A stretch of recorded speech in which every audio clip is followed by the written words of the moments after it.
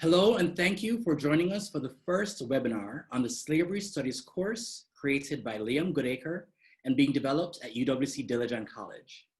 My name is Harvey Miller, and I'm the University and Career Counselor at UWC Dilijan and moderator of tonight's webinar, which is being hosted by Future Studio.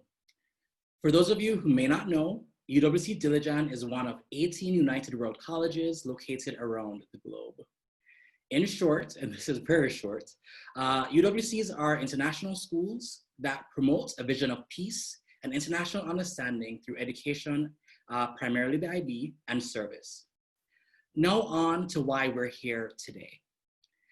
Slavery is far from a historical blip. In the many forms it has existed, slavery has stained our world. We see this not only in the tremendous horrors oft endured by the enslaved, but also in the structural inequalities and unthinkable violence endured by their descendants centuries later. No doubt, slavery in the width of its reach across time and cultures reveals the depth of humankind's greed, obsession with power, moral bankruptcy, and capacity for utter cruelty.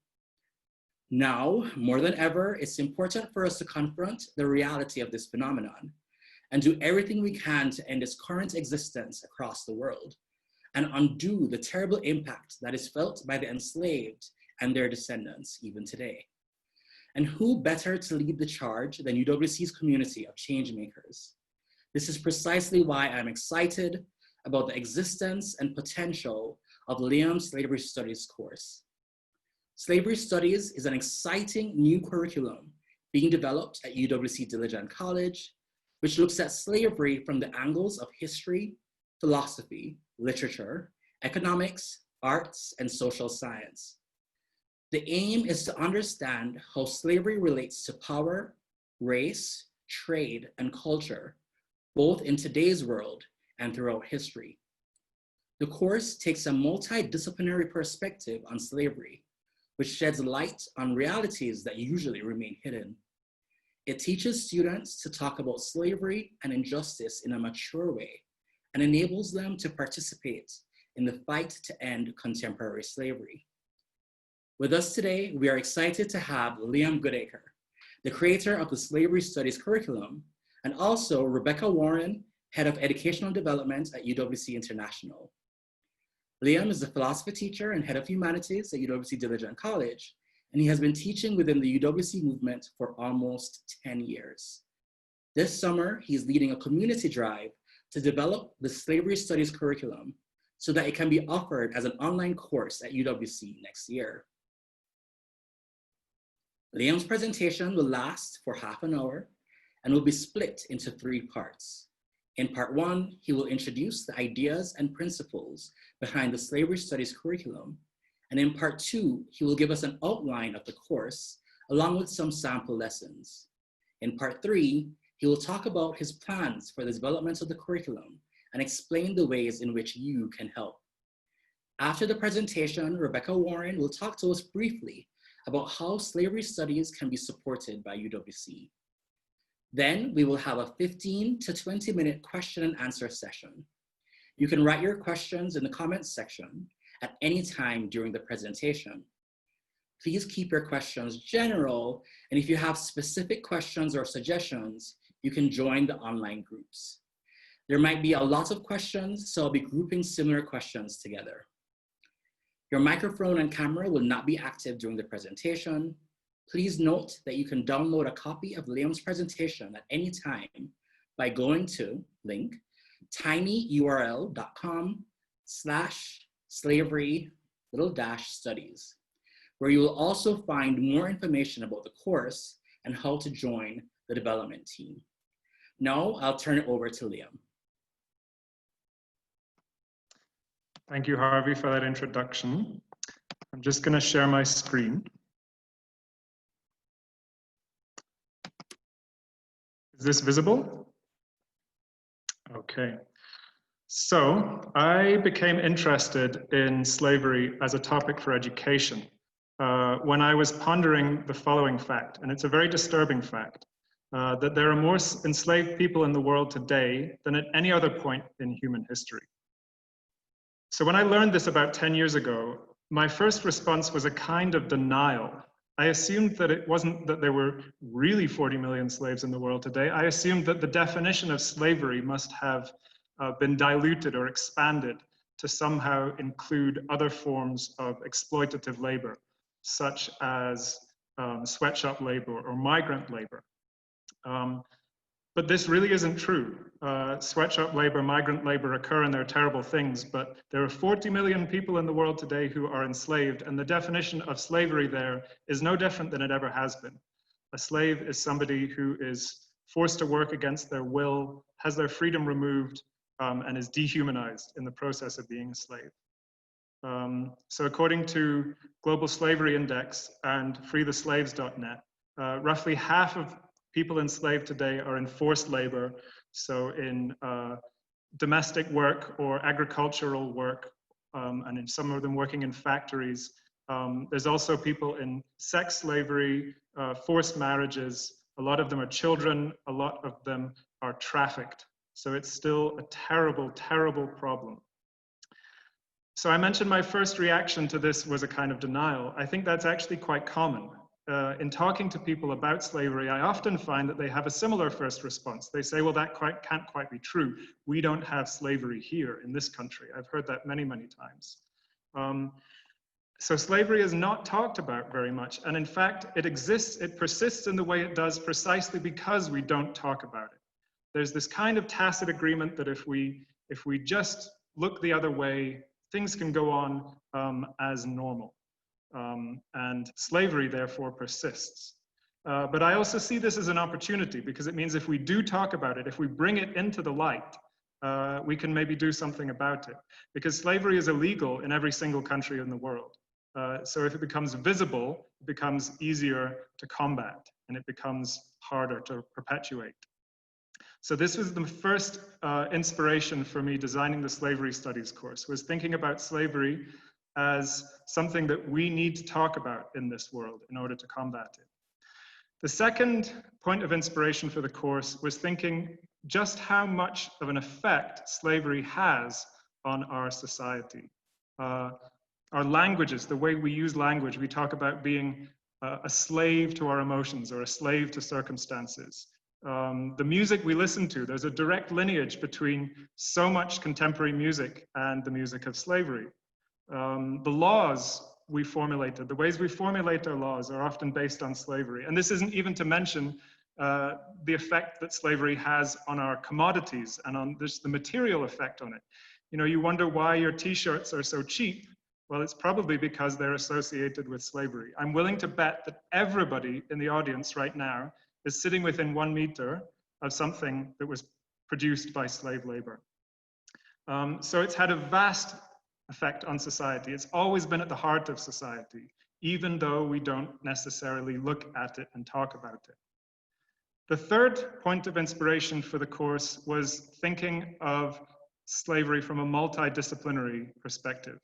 So many different academics and authors have written about slavery in the past. So philosophers and economists study the causes of slavery, and they ask, you know, they might look, philosophers will look internally at the nature of a human being and ask if it's in our nature to oppress another person, while economists look outwards and look towards causes within resources and labor distribution and such things. Sociologists and historians have documented and studied the structure of slavery and how slaves relate to other parts of society and how slaves relate to their masters. And artists and authors have explored slavery from the first-person perspective. So looking at what it actually is like to be dehumanized as a slave and what that means for one's identity. So many different disciplines have written about slavery, have studied it. And the remarkable thing is that I find these to be extremely coherent with each other. it's not like the philosophers and the artists disagree about slavery or something like that. I mean, you will find debates in there, but for the most part, the more you study it, the more comprehensive of a picture you get. These different subjects are very complementary in their study of slavery. So, just to summarize, slavery is something that is everywhere and something that we don't talk about. Slavery is something that we need to talk about in society. And finally, so much has already been said about slavery. So I pondered these thoughts and I just thought, this is a real opportunity. Let's build a course that looks at slavery from a multidisciplinary perspective. Let's talk about the timeline so far. So I first got interested in this project in 2017. And I planned an early version of the curriculum just in my free time. And in 2018 to 19, I delivered that class to a small group of students at UWC Dilijan College. It was pretty modest. There were 6 of them. And I have to admit, the curriculum was a bit of a shambles because I was working full time at the same time. But at the same time, it was really rewarding. The students found it, they gave very strong feedback, and there was a great sense of collaboration and commitment in that class. So this year, I am running a drive to try and develop the curriculum further so that next year, or rather next academic year, so only starting in September, we can deliver this class online to a group of UWC students. There'll be more about that at the end of the presentation. Now on to part 2, a description of the course. Let's start by looking at the aims of the course. The first aim is simply to study slavery from a multidisciplinary perspective. This is very much the essence of what we're trying to do, and I've mentioned it already. The second aim is to make sure that we look at both historical and contemporary slavery. I think it would be a great shame, as Harvey mentioned, slavery is something that, there's a continuity between historical and contemporary slavery, so let's not miss out on one. The third aim is to make sure that we study slavery from all around the world.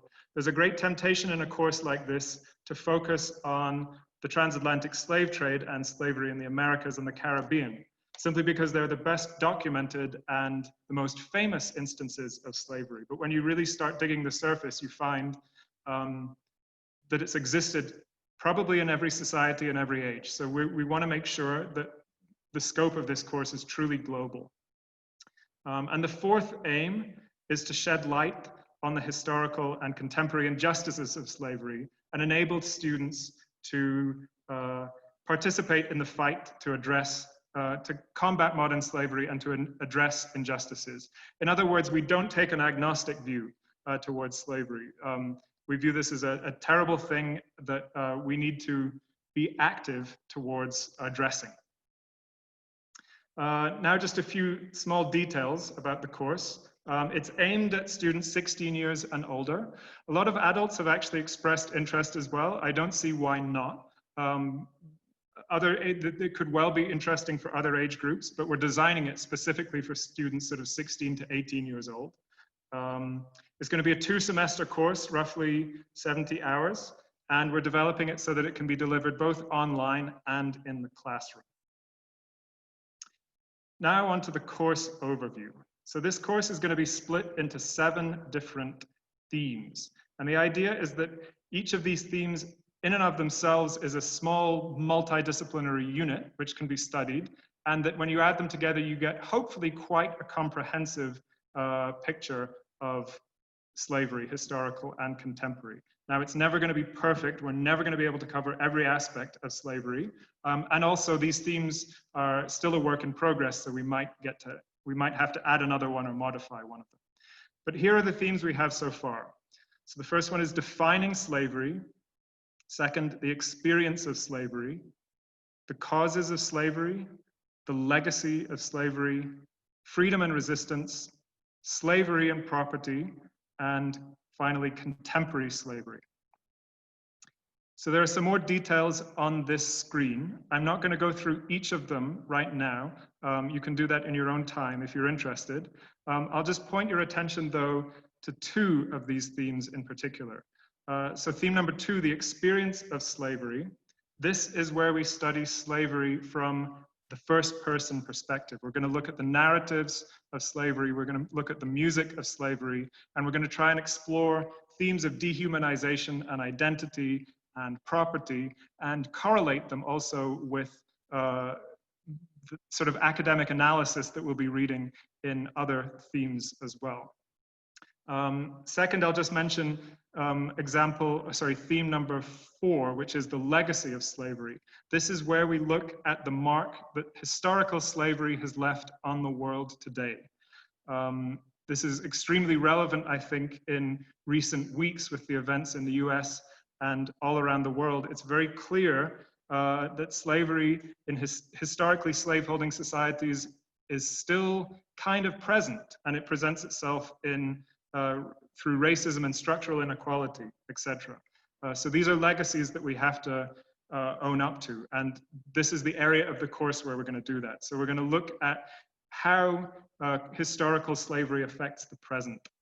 We're also going to look at the argument over reparations, and we can also study sort of cultural or how language, for instance, has been affected by slavery. So what might one of these courses, or what might one of these themes, look like? There's going to be an emphasis in in the course on project-based learning. So students are going to be encouraged to take up individual research projects and case studies and tailor the course to their specific interests and their specific skills. So it's not so much a sort of list of prescribed material, it's much more a buffet, something that you can pick and choose and make your own thing out of. So here's an example of the kinds of projects that students might work on. So in the theme that we have on slavery and property, we would ask the awful question of whether it's possible to own another human being. So we could study this from a philosophical and a legal perspective. We could look at the Roman conception of property as absolute right. We would look at John Locke's labor theory of property and ask whether it can apply to human beings, or whether it has been applied historically to human beings, bearing in mind, of course, that John Locke himself actually invested in the slave trade. We could look at the human rights perspective and ask about how slavery violates fundamental human rights. And to take another angle on it, Orlando Patterson has argued that the Roman notion of property as absolute the Roman notion of property as absolute right itself is actually informed by slavery. He argued that the Romans needed a way to justify the way that their powerful masters would treat their slaves, and so they came up with this notion of property, which I think is still quite common today. And then finally, to take a very different angle here, we could look at narratives from extracts from slave narratives. For example, Olada Equiano, who has very vivid passages where he describes being transported on a slave ship. So the experience of being property, or the experience of being treated as property, and what that does to an individual. So after all of this, there are many possible ways many possible research projects which students could follow up with. So for instance, we could have students writing essays on the implications of putting a price on a human life, looking at the philosophical and economical implications of that. Or we could have an analysis of legal documents concerning slavery and bills of sale, for instance, and looking at how legal language has been used to kind of objectify enslaved people. Or we could have a sociological comparison between a slave who is owned and, for instance, a football player who is owned by his football team. Or in some cultures, a husband being owned by a wife, owned in quotation marks all throughout here, of course. So the question there would be, well, are these forms of slavery, or is there something different? So these are just some examples, and I'm sure you're seeing this and coming up with your own ideas of the kinds of research projects. So in other words, this is always going to be an open-ended course. I think it can be expanded and improved and taken in new directions at every step of the way, and that's what we're planning to encourage. So on the lines of research and projects, project-based learning, the course is actually itself going to be assessed through student projects. So I have to admit that this isn't very well developed yet, this part of the curriculum, but the idea is that each student will complete 3 major projects throughout the course. One will be an academic research project. So for example, it could be a student doing research into slavery from his or her own country, or it could be a philosophical or an anthropological theme that we've been studying, anything like that. Second of all, a creative project. I'd love the idea of seeing dialogues or plays being written, or poems, short stories, paintings, things like that. This could also be perhaps an analysis of an existing creative work. You know, the student could study how slavery is portrayed in contemporary hip hop or reggae music or something like that. And finally, the most ambitious part for the most ambitious project would be a project based in activism and advocacy. So the idea here is that all students will have to engage in some way in the contemporary fight to end the practice of slavery. Now, it's extremely optimistic to think that we could really have much of an effect on contemporary slavery, being so hidden and well entrenched as it is. However, I think it's really important that we have this as an objective. In other words, that we don't take a kind of neutral stance and that we do take an enabling stance towards the fight against slavery. So the most obvious ways in which this could be done would be letter writing campaigns, research campaigns, and awareness campaigns, perhaps working with specific industries or specific companies. We could also work with existing NGOs who have a lot of experience in the field of anti-slavery and slave rehabilitation and things like this. So I hope that maybe, you know, it's optimistic, but maybe after we do it for a few years, we would work up enough experience so that we could be modestly successful in these projects. And the final thing to mention about all of these projects, and in fact all of the work is that, that we do in slavery studies, is that collaborative work is highly encouraged. So those academic projects, especially I think the creative projects, it would be great to see group work going on there. And the activism advocacy part, that could even be a whole class project where everybody working together. So now on to part 3, which is the development of the course, where it stands right now and where we hope to see it go in the future. The first thing to say is that slavery studies is in its very early stages of development. Basically, so far, it's just been me working on it in my free time. But I'm really hoping that that's going to change. And this is the beginning of that change, because this summer I'm looking for collaborators and volunteers who can help to develop it. And there'll be a slide in a moment about how to do that. So where are we going in the future? So currently, we're trying to build a working curriculum before August or September 2020. Now I say working there, it doesn't have to be finished. In fact, I doubt it will ever be finished. I think there'll always be things to improve here, but we need to have something that's deliverable in August or September 2020 because of our midterm goal, which is to teach an online course, Slavery Studies, to students from across UWCs. Now this is likely to be something actually quite modest. I'm aiming currently just for a class of 15 to 20 students here from across UWCs. If we can generate enough interest and enough trust, and if we can generate enough funds, we might be able to expand that even in the first year. But one class is what I'm aiming at currently. Long-term goals, obviously to expand the curriculum within UWCs, and I hope also to expand it outside of UWCs as well. I don't think this needs to be, the project is born out of UWCs, but I don't think it needs to be married to UWCs. So I'd love to work with other organizations, schools who are interested, who we can work collaboratively with. I'd also love to seek some type of accreditation, maybe from a university or other accrediting institution. This is long-term and optimistic, of course. And finally, we can also think about developing different versions of the course. For instance, one for different age groups, or maybe a short course or something like that. And obviously we have the online, offline components as well to think about. So now the most important part of the presentation, which is how can you help? It's probably occurred to you already that this is a mammoth undertaking, and it's almost undoubtedly too big for one person. It's definitely too big for me.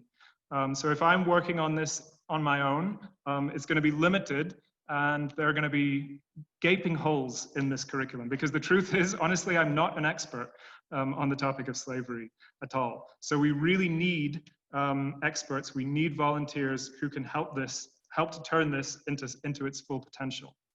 So how can you help? There are 5 ways that I've identified.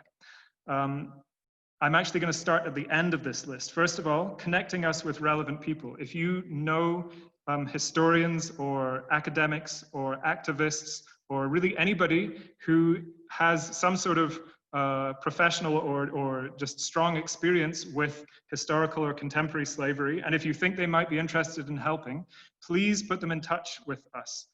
We need help here. So there's more information at that link that you see, tinyURL Slavery Studies. If you go there, there's a sort of starter pack, and you can help, which will help you put people in touch. And there's also a group that you can join. I'll mention that at the end.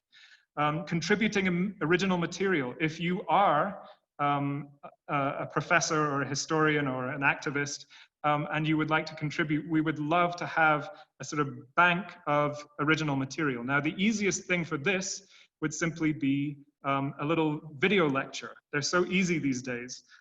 So if we can just get some sort of half-hour video lectures from experts, it would be outstanding.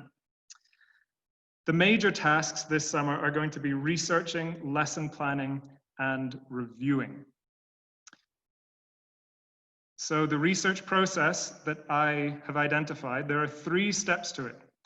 The first thing we need to do is identify all of the right material, or some of the right material. Now this is hard. If you go into Google and you just start searching, what you typically get is material that relates to slavery in North America, which is fascinating, but we need to make sure that the material we gather is diverse, and we also need to make sure that it is authoritative. So we really need help from specialists, especially social scientists and historians who can help us with this. Second of all, we need help with researching. We need people who are going to take that large volume of information and digest it into something more manageable. So identifying the relevant chapters, the relevant sections from larger works, and interpreting it in light of our learning objectives and suggesting how it might be incorporated into our course. The third process that we need is lesson planning. So for this, we need teachers and people with experience in curriculum design who are going to take that research that the researchers have come up with and turn it into lesson plans and activities and research projects. So all of this is a lot of work. Those 2 small arrows in the middle there are a tremendous amount of work, and we really need help with it. So I'm really hoping that people will be encouraged and enthusiastic to stand up, to volunteer their time this summer. I want to play to people's strengths. So if you don't have to do all 3 processes, not at all. If you can identify the parts that you'll be most capable of doing, of helping with, and then take it from there. The one part that isn't on this slide was the review process. We need people who are going to review the curriculum documents that we come up with and the lesson plans to make sure that they are well thought out and to make sure that they're not biased, or, to identify the biases that we'll probably have and so that we can correct them. Just one final word about research. A lot of people have already recommended me books and materials, and I have a huge list of everything that everybody's ever recommended me for the slavery studies curriculum, which has been tremendously useful. But if all that happens is people recommend books, then this is what happens, right? The stack of books just gets taller and taller, and it doesn't necessarily translate into the finished product, or rather it doesn't translate very fast. So please, I don't want to discourage anybody, please do recommend materials, but it would be even better if you can help to research and interpret those materials so that we can actually turn them into something deliverable for the end. So how, or rather, where are we going to do all of this? Well, I've set up a Google group where I'm hoping most of the activity this summer will be taking place. So the link is there. It's live right now. You just need to go to the link and click sign up to the group. And you'll immediately be given access to all of the curriculum documents that exist, which isn't so many, but we're working on it. And there's a forum there where you can ask questions and hopefully work collaboratively and introduce yourself and stuff like that. There's also a Facebook group that's been around for a while. That's going to stay around, although I'm hoping that the real work is going to be taking place on Google, on the Google group. So finally, if you just go to this link that's been at the bottom the whole time, tinyurl.com/slavery-studies, you will find all of this information. You'll find a link to the Google group and how to sign up. You'll find a short description of the course. You'll find this presentation, and soon you'll find a video recording of this presentation also. That's it from me. I hope the presentation was enjoyable, and I hope you learned something. Back to you, Harvey. All right, thank you, Liam. Now we'll be joined by Rebecca Warren, who will be presenting on how the Slavery Studies course fits into wider educational initiatives being done by UWC, and how UWC will be supporting the Slavery Studies course. Thank you, Harvey. Thank you, Liam. So exciting. So I'm Head of Educational Development at UWC International. Lots is going on, and I'm not going to fill you in on everything, but there is a webinar next week and the week after, both of which will be focusing on educational developments at UWC. So the adverts for those will go out shortly. I'm really hoping that in a couple of years' time, we'll be able to co-write a book called Curating Curriculum with Community, because I think that's where a lot of exciting initiatives are happening at UWC. There are lots of different UWCs and different teachers who are now working with students, working with alumni, and working to create our own modules that are mission aligned and mission curated. And I wanted to share with you this particular slide. So I hope you can all see this. It's a little bit, where do I play it? Oh, it's hidden behind myself. Present, there we go. So when we're looking at modules, this was written over a year ago after a curriculum workshop in Mahindra, which had a lot of people from different UWCs, and we came up with the fact that one of our desires for a UWC curriculum and for what we actually wanted to see was more UWC modules, so mission aligned modules that we were creating ourselves together with students and alumni. And this was a sort of a brainstorm of all the different themes and the different aspects of what we wanted from these modules. And I hope that if you kind of have a look at it, you can actually see that a lot of what Liam is aiming to do fits in with our ideas of wanting interdisciplinary, wanting experiential learning, wanting to sort of bring in materials from a range of different sources, from different paradigms, different ontologies, that we wanted them to be co-created between students, between staff, alumni, experts, within different locations, that we wanted to make sure that we fostered agency. So that piece on an advocacy project that Liam was talking about, and that we also varied our assessment. And I think when we've been doing a lot of the curriculum work at UWC, one of the biggest aspects that has come up, well, there's been lots of aspects come up, but one of them has always been a situation around the assessment and the fact that we want more, I guess, authentic product-based and project-based assessment that actually is aligned to the kind of what we're studying. So just to give you a little bit of a flavor of some of the other ones that are going on. So slavery studies at Dilijan with Liam is happening, but for example, at Atlantic College, we've got communication across difference. There's a disaster response innovation, how to design for disaster module course being designed. And we really do want the principles of good inclusive pedagogy and design within these modules. And the idea is then, do we then help we don't want to necessarily make them school-based syllabi from the IB, but our work on the DP review is to really say, actually, we want to shift the practice, particularly of what it would look like as part of either accredited DP course, but not that it just falls into a very, this is a school-based syllabus, you must do A, B, C, and D, but we have a little bit more agility and flexibility in the criteria. And at the minute, I was sort of talking with the IB on that, or that they there's a proposal and have been conversations about our own UWC diploma and whether this can be accredited with it. So I just kind of wanted to put it within the context of UWC development and why we're so excited that, yeah, so many teachers, so many alumni, so many students are being engaged. And I think my last point wanted to be that very much, which is possibly aligned with slavery studies, but what is done for you but not with you is a form of violence. I think every time we have worked with students specifically in the creative process of looking at how we design curriculum, and I can know that Polly and Mia from Amala are on this call and watching this, when students have been part of hacking curricula for Sky School, the quality and the, I don't know, it's just better. So we really want to actually make this a participatory process and have lots of different voices around that. So I am stopping the sharing, and that's basically what I kind of wanted to say about how it fit into wider curriculum development at the moment, and a brief overview within UWC. Harvey. All right, thank you so much, Rebecca. All right, now we're gonna move on to the Q&A section of this webinar. Liam, are you ready to answer some questions? Yes, I'm right here. Okay. All right. So the first question we have is, does the Slavery Studies course respond to current events and issues raised by UWC alumni concerning systemic racism at UWC? Sorry, my camera turns off sometimes. I really hope that it will help in that regard. There's a lot of overlap between, I mean, so we've been watching and learning a lot about what's been happening recently in the US, and just the terrible problem that still persists with racism and inequality.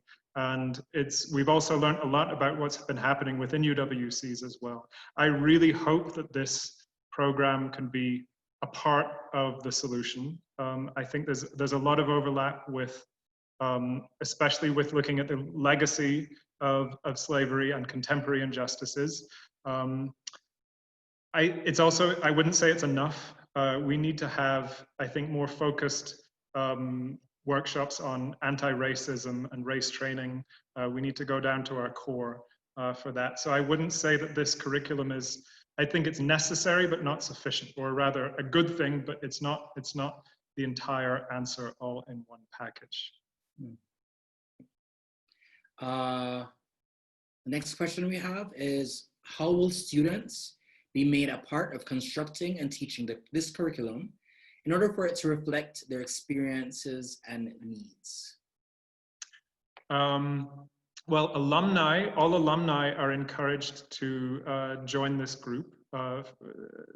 We're actually, I forgot to mention actually earlier on, I have, we're very lucky to have two alumni as interns this year as research assistants. Max, are you there? Can you just wave hello so that people can see you?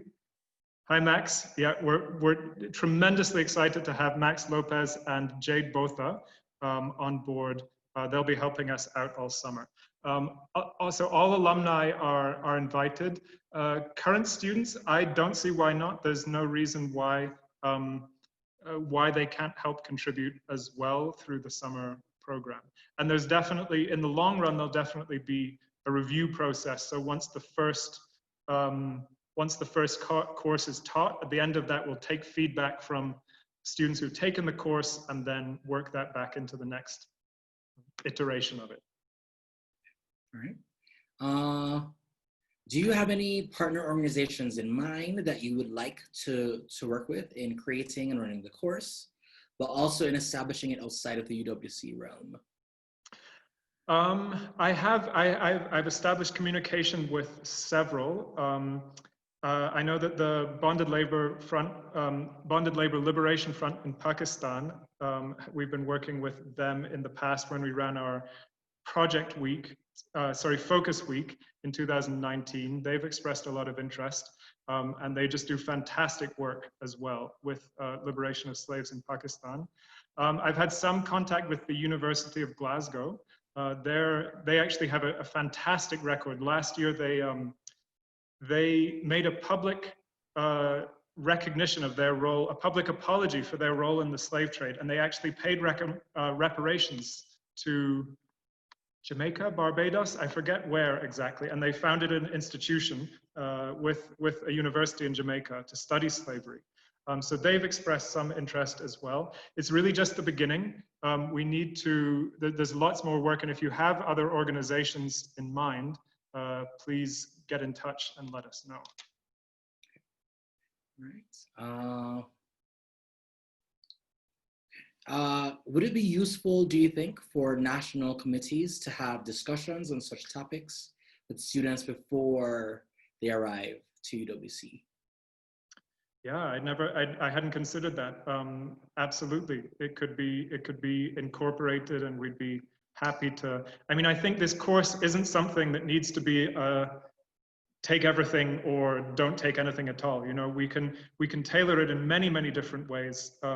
You can just take a little bit of it and adapt it in some way. So yeah, absolutely, get in touch.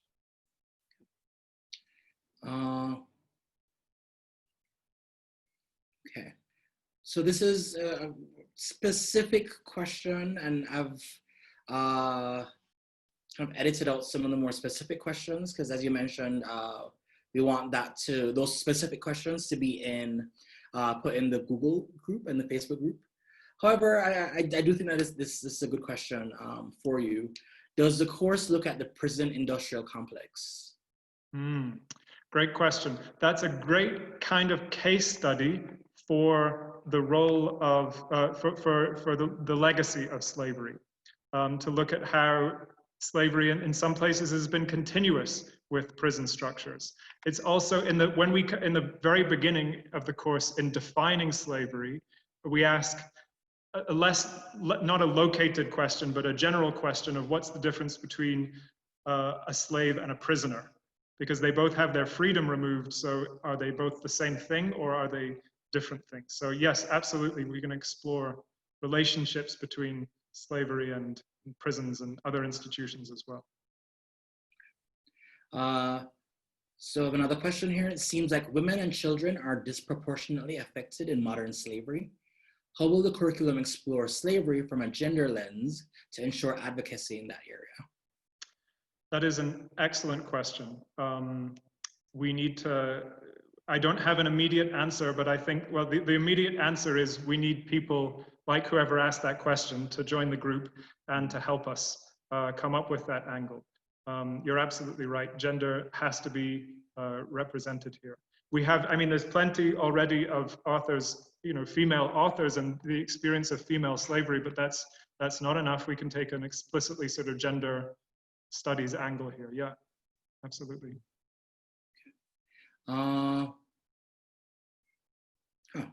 If the course is online, what is the plan to ensure students can learn from interactions from each other rather than just the presenter? We're working currently on which online platform to work with. I mean, this is going to be a general question, not just for slavery studies, but across UWCs and across all schools next year. Hopefully we can find the right platform. Rebecca, would you like to add something there? On its way. Yeah.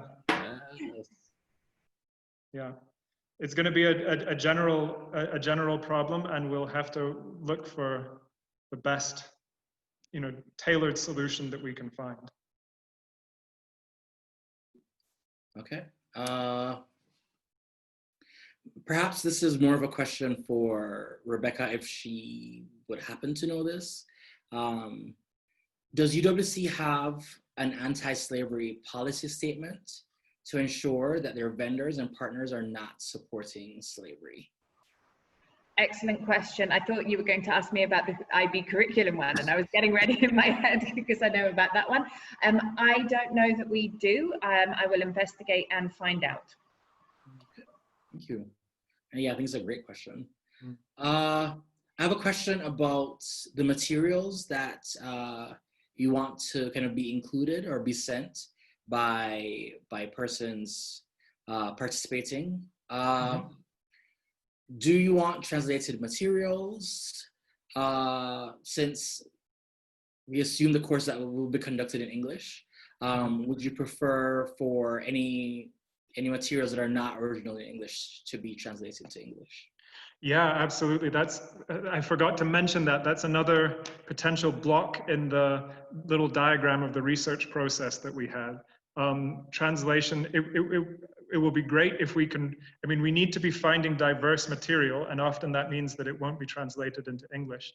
I'm going to be, again, relying heavily on the UWC alumni for that. If anybody wants to volunteer as a translator or knows any material that could be translated, that would be just fantastic. Yeah. So then that means that would you allow sources or materials that are translated by the person submitting them, or would you prefer for there to be, I don't know, some kind of central person who's in part of that? It's a good question. We'll have to think about it. I would imagine that, I mean, people are going to be contributing to this in many ways, in translating and writing lesson plans.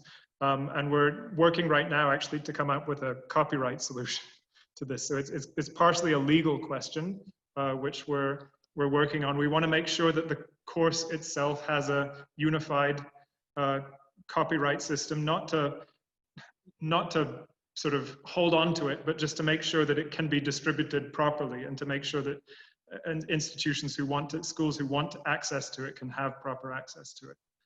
So we're working on that right now. Yeah. Yep. All right, so we have another question here. How does this course fit into wider UWC teaching? Is it part of CAS? Would it kind of be a substitute for TOK or EE, or an extra course that should not be formally marked? Or is it an additional IB certificate? Yeah, this is a great question, and I wish I had a concrete answer for you right now, but I don't. We're exploring options with UWC heads and with Rebecca. So the main options would be either it's this kind of extracurricular thing, in which case it's a lot of extra work for students, or maybe we can find some way that it substitutes an existing IB subject and it becomes part of a wider UWC curriculum, so that the student gets formal recognition for it within the school. I really hope that we can create something like that for it. Is there anything you'd like to add, Rebecca? Yeah, I think everything that we have heard also in our curriculum hubs and the research is the overload of students and of staff as well, which both Harvey and Liam can nod along to as well. And so I think our idea is very much a sort of a replacement rather than an add-on, because students are already doing so much. So what is it that we can get credited in one form or another that means that it is not an additional pressure and additional work, but that it is good learning, it's excellent learning, and therefore should get credit, and therefore could make up part of what gets credited for, and obviously the accreditation, it's not the be all and end all in some ways. The love of learning, you hope, is foremost, but there's also a pragmatic case that, if it's good learning, then it maybe should be accredited in order that it helps students transition to university or, Thank you. Okay, so this is more of a comment made by a former student of yours, but I think it's quite an important comment. More of a comment, but maybe something that you can, Liam, you can speak to. So the comment goes as follows. I envisage some challenges in terms of engaging with class material. As a student myself, I would expect a slight awkwardness and distress in navigating these sensitive academic waters, for example, in practicing creating material, i.e. writing essays, responding respectfully to information and analysis from the teacher as part of the class discussion. Maybe you can speak to what that first iteration of the course was like, and kind of what you foresee for kind of future courses. So I'm not sure if I understand the question or the comment correctly, but let me try and respond. And if I get it wrong, then you can put me back on the right path. This is going to be this course is going to involve a lot of trauma. The subject, we're dealing with other people's trauma, and also when we read about it ourselves, it's going to be it digs up a lot. It really, really does. And I'm thinking every day about how to navigate that and how to make sure that we do no harm in this course, because there really is potential to do harm. I think so we need to have policies on how we go about reading and presenting distressful, awful, racist material. And we need to make sure that there's an atmosphere of trust in the class. And we also need to know when to say, actually, this is the wrong activity for this group or for this time. So I'm thinking about all of that all the time. And also, Harvey, you'd asked about what the environment was like when we did it last time. I felt a tremendous atmosphere of trust and commitment and honesty, a tremendous amount of honesty in the class. It really felt like students were very sincere with what they were learning and very eager. But I know it's not going to be like that for everybody. We're going to meet with cases of trauma, and we need to be ready to address that. Did this answer the question, or was I going off on a completely different angle? I think it did. Okay. Rebecca?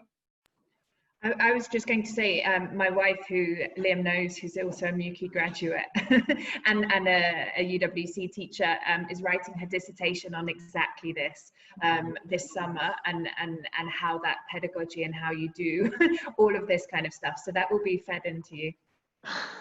Fantastic. Looking forward to it.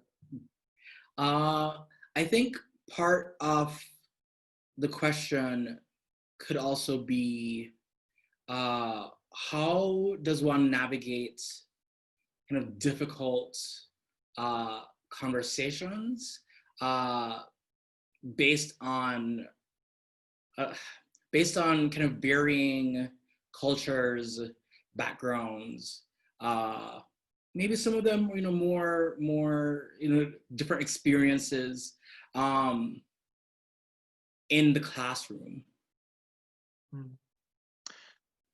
I mean, that's something that the teacher has to be able to navigate in a very, very sensitive way. I can't give a template for that, can I?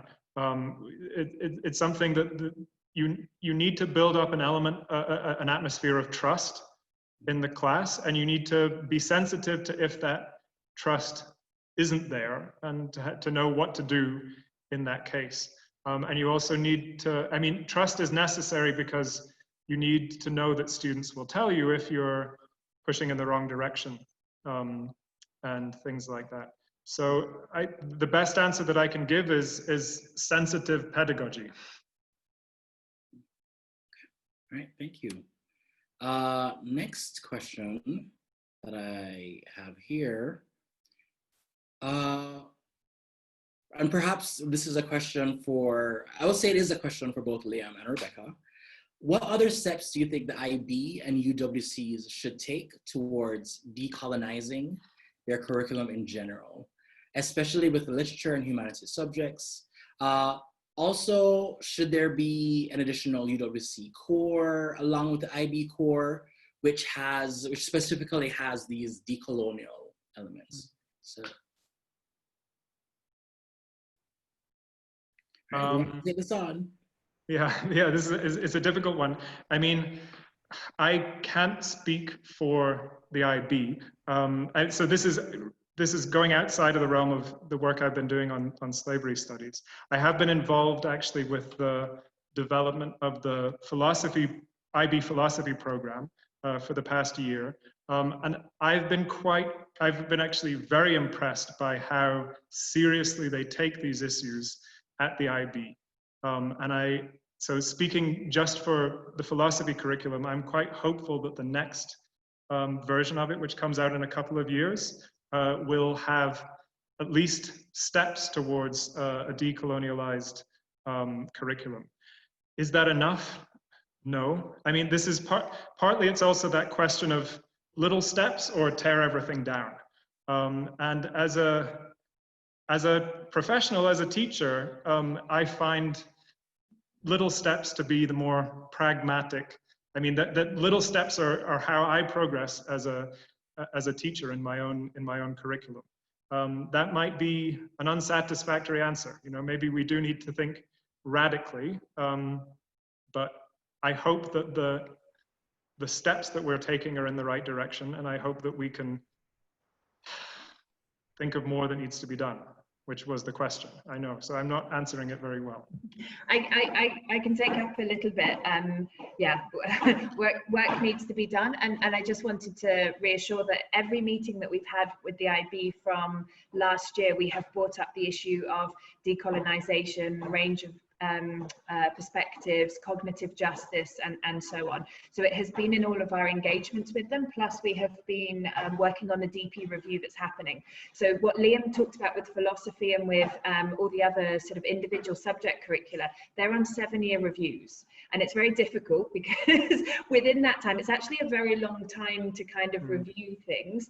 And the ones that have been more recently reviewed, I think, are taking steps in a much better direction. And so, for example, the current language and lit, the range of freedom that teachers have to sort of go all out on themes and choose different types of text and choose any text that they want or things that are appropriate is much, much wider in scope than the sort of original list of books that happened in 1997, but that's a long time ago when I did the IB myself.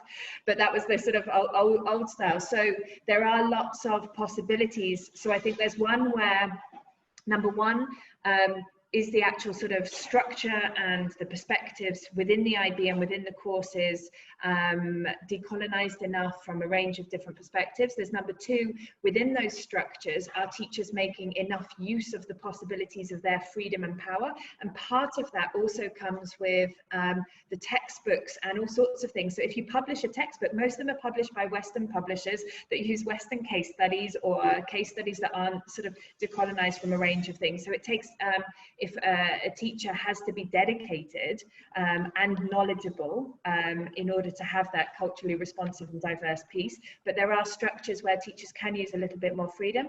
And then there's the point of where do we need to really sort of do a significant amount of work to actually also have both the IB state and UWC state that this is absolutely what we believe in and this is what we want.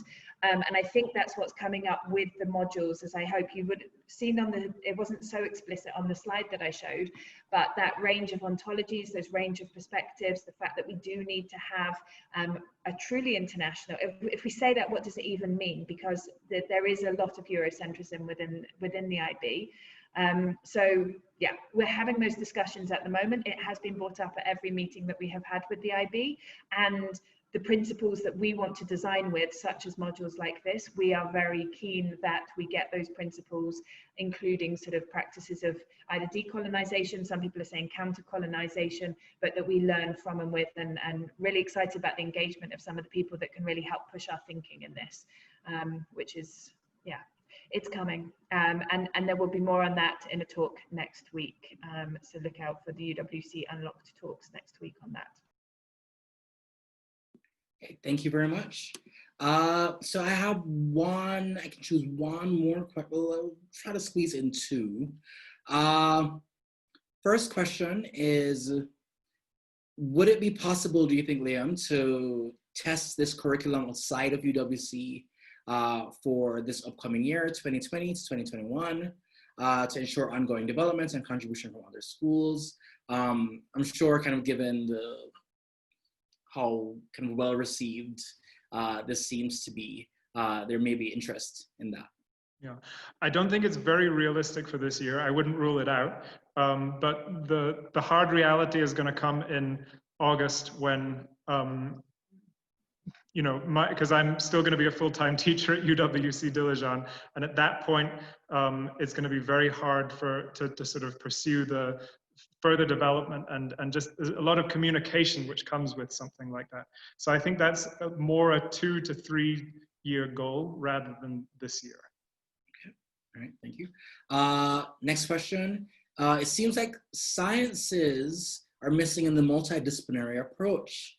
Is this deliberate? Many medical breakthroughs have been achieved on the backs of slaves, and that the progress of scientific knowledge on the basis of slavery should not be ignored. Fantastic question. Definitely not deliberate. I've looked for ways to integrate science, and honestly, I hadn't even come up with the notion of medical experiments. So please come and integrate that. The other thing that I had come up with was looking at statistics. I mean, mathematics, not science, but the Global Slavery Index publishes their methodology on how the statistics are calculated. So there could be a great maths project in there as well. Absolutely not. I mean, I'm a humanities teacher, that's where my focus is, but the more the merrier, really, when it comes to the multidisciplinary approach to slavery. So if we can figure out a way of incorporating science, I would love it. All right, okay, so I have actually one more question. Okay. Can those who are interested, you know, they're participated in this webinar, they've joined this webinar, how can they possibly sign up to either be a student in the course or be a teacher of the course? I think for now, the best thing to do is just join the Google Groups and post your interest there. I don't have a list yet for, I mean, well, if you start a thread on the Google group, then that will be the beginning of a list for people who are interested in being a teacher or a student. So that would be the place to do it. We haven't got to that point in the organization yet, though. So. Okay. All right. Well, that is it. Thank you so much. Thank you all for attending tonight's Slavery Studies webinar. We hope that you've learned quite a bit about this course and are interested in supporting the curriculum. Those who wish to volunteer with development should go to tinyurl.com/slavery-studies, where you'll find information about the curriculum and information about how to join the Slavery Studies Google group. A recording of this presentation will also be made available through this link. This is all public, so please feel free to copy and share it with other people, as many people as you can. If you have any questions or wish to contact Liam, please do so through the Google or Facebook group. Thank you all, and good night. Thank you.